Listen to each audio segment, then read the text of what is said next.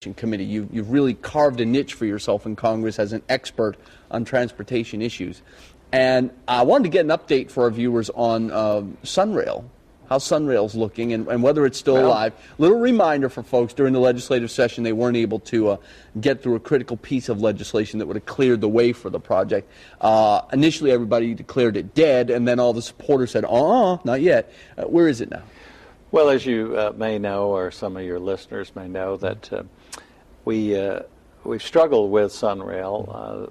Session a year ago, we couldn't get it through at the last minute, and the same thing happened again. There were issues raised about the contract between the state of Florida and CSX that involved, one, around the cost to the state, secondly, liability, and there were some labor issues. So it got tied up in a small arena, the state Senate. That contract was about to expire in June, and we were able to reach an agreement. I worked with the Representative Corrine Brown, who's also on the Transportation Committee. So in a bipartisan effort, we got CSX to extend the contract and agree to change some of the terms of the contract that were controversial. So that's being worked on now. And we're also working on trying to bring a few more federal dollars into the project. The state of Florida, like every government at every level, is strapped right now. So hopefully with a little bit more federal infusion of dollars, some readjustment and agreement on the controversial provisions that were negotiated some years ago by the former governor and former Secretary of Transportation.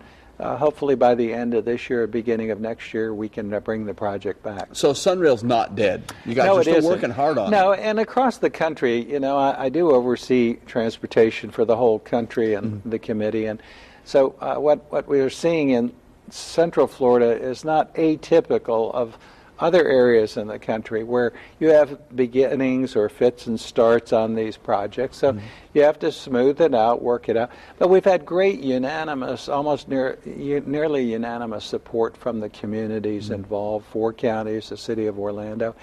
And people see the need for having some type of a cost-effective transportation alternative. I was going to ask you, why do you think SunRail is so critical? Why do we need it in Central Florida? Well, we're one of 27 metropolitan areas in the nation. I think we're the 27th largest, and there are only 3 areas of our size in the country that don't have fixed transportation systems.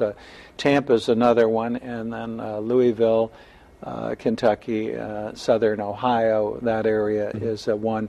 So we're long overdue.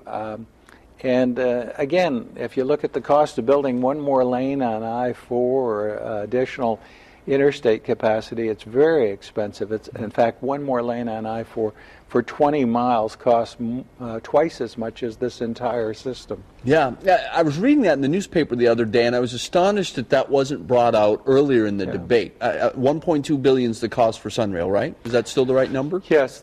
Actually, the construction of the system is $620 million, and it's about $400 million to buy the right-of-way, and that got a bit controversial. But to take 62 miles of CSX track and put $620 million worth of improvements, that's 17 stations and all the passing and the signalization, to make those kind of improvements and lease the property doesn't make sense. Right.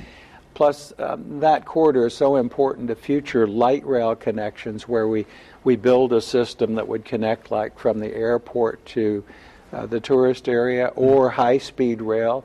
If we go to Tampa by high-speed rail, or Miami or Jacksonville, that corridor is so important for us to own in the future and control in the future, which is something we want to do. Yeah, I think the DOT is claiming that it's actually several $1 billion cheaper to have commuter rail than to build one lane. Oh, yes, I-4. Absolutely. And on I-4, if you go out and count one lane, it can only move 2,000 cars per hour. Commuter rail can move 5,000 to 15,000 people per hour.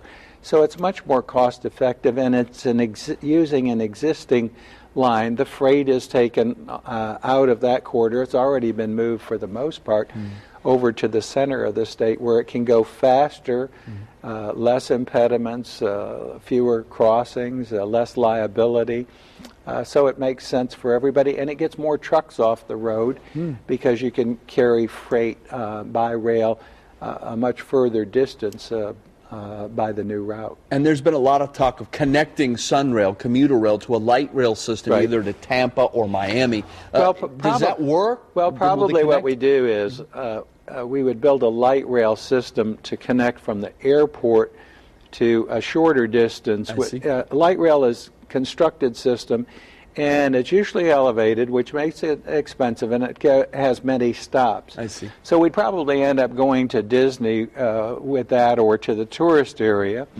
For the longer distances, we're looking at inner-city passenger service over some existing tracks, or high-speed service, where they might construct a system and then have a rapid, these things run 120 to 180 miles an hour. Yeah. So you can get to Miami and other locations pretty rapidly. So that would be the sequence of building. Right now, Miami is the only area that has light rail, commuter rail, and people movers all connected together.